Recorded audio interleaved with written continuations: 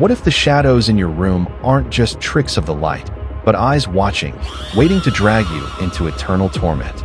Tonight, we plunge into 5 nightmarish witchcraft stories from across the world, where real people endured unimaginable agony, their screams echoing through history.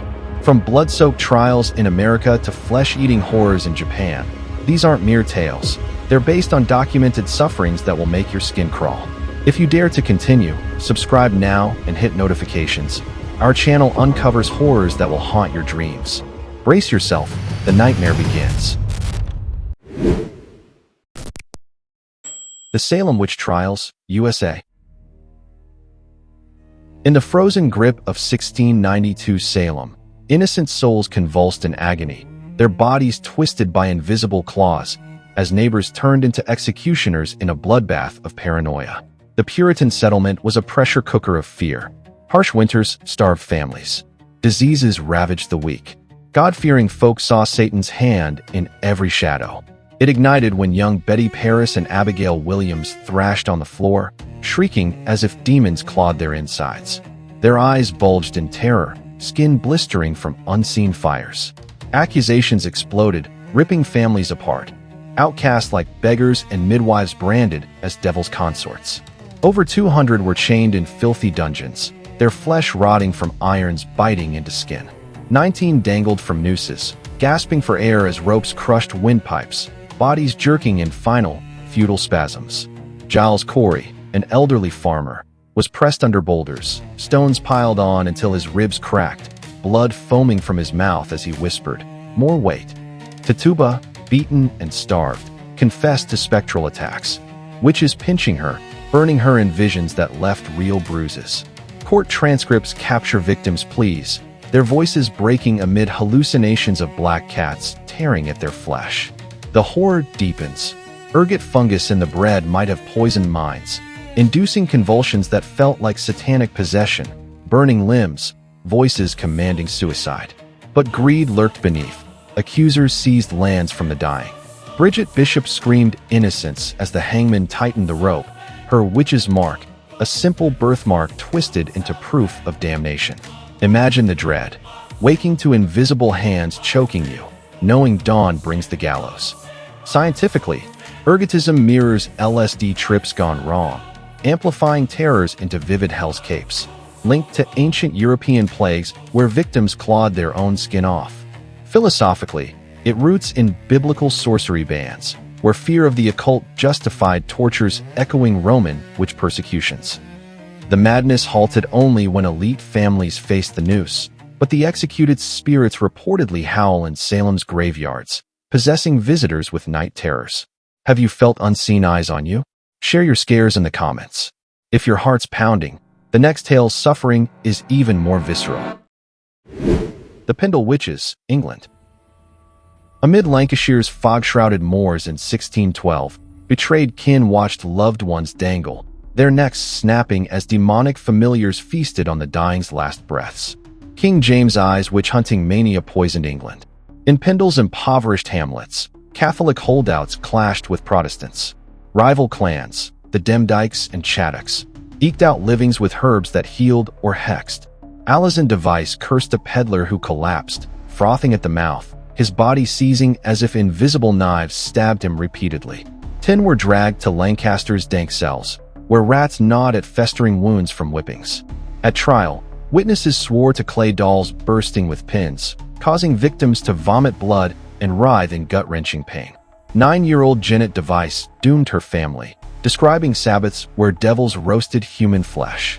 Confessions poured out under torture, thumbscrews crushing bones, sleep deprivation birthing hallucinations of hares sucking their blood dry. Records detail Alazan's mother, Old Demdike, collapsing in prison, her emaciated body crawling with maggots before death claimed her. The gut-twisting betrayal. Janet, perhaps brainwashed, fingered her siblings, who begged for mercy as nooses tightened, urine soaking their legs in final humiliation. What if the familiars were real, shape-shifting beasts that still prowl Pendle, drawn by the scent of fear? One survivor recounted nights of scratching at doors, whispers promising agony if secrets spilled. Psychologically, interrogation tactics induced false memories, akin to modern Stockholm Syndrome, while herbal knowledge tied to Celtic Druidism blurred medicine and malediction. Ancient grimoires fueled the paranoia, prescribing tortures that left victims scarred for life, if they survived. Hanged in agony, their corpses swung as crows pecked eyes. Hikers today flee Pendle hearing disembodied screams, some collapsing with phantom pains. Would you risk the moors? Comment your bravery level. Like if you're terrified, and brace for African thunder that brings bloodthirsty vengeance. The Impundulu Witch familiar, South Africa. In South Africa's lightning-lashed nights, a vampiric bird thing descends, talons ripping flesh as it drains lifeblood, leaving victims' hollowed husks screaming for death. Zulu lore paints witchcraft as a venomous inheritance, fueled by jealousy. The Impundulu, hatched from cursed eggs, bonds to witches, striking with storm fury. Victims wake to thunderous wings, their bodies pinned by an unseen weight, breath stolen in suffocating panic. Ethnographic accounts describe Sangomas summoning the beast to curse rivals. One man in the Eastern Cape withered overnight, his skin paling as bite marks wept pus, begging healers to end his torment. Witch hunts burned accused alive, their flesh blistering as crowds chanted, echoing victims' earlier agonies. Fevers that boiled blood, limbs swelling until they burst. Modern reports from rural clinics detail bewitched patients clawing at imaginary bites, their vital organs failing amid delirious visions of feathered horrors feasting. The nightmare escalates. The Impundulu inherits through bloodlines, forcing innocence into servitude. One woman tried starving it, only to feel its beak piercing her veins internally, blood flooding her lungs. Suspense in every storm. A crack of lightning, and you might feel hot breath on your neck, seduction turning to slaughter. Biologically, vampire bat transmissions and lightning-induced hallucinations inspire the myth, while ancient San art shows bird shamans, philosophically probing ancestral curses that chain souls in eternal suffering. Rituals ward it off, but failures leave villages decimated, survivors scarred with unending nightmares. Ever felt drained after a storm? Tell us below. Subscribe for more blood-curdling truths.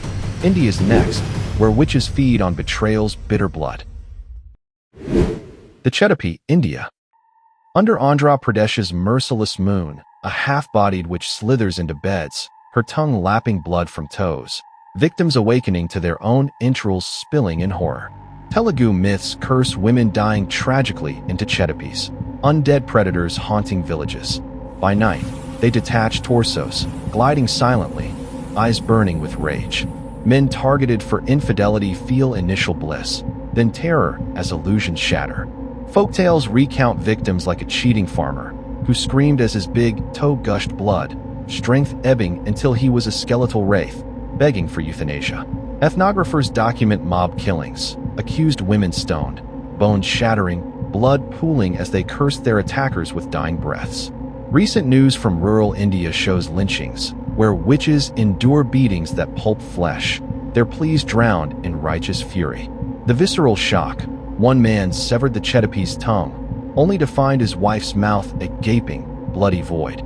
Her transformation complete, now hunting him eternally. In the dark, a tiger's growl signals approach. Toes tingle, then agony explodes as life drains away.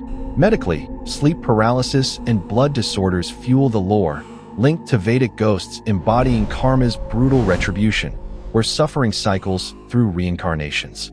Burn her hidden half to kill her, or fail, and join the undead chorus. Today's witch hunts maim innocence, their scars a testament to enduring dread. Share your cultural horrors in comments. Hit like if chilled. Japan's mountains hide cannibalistic cravings next.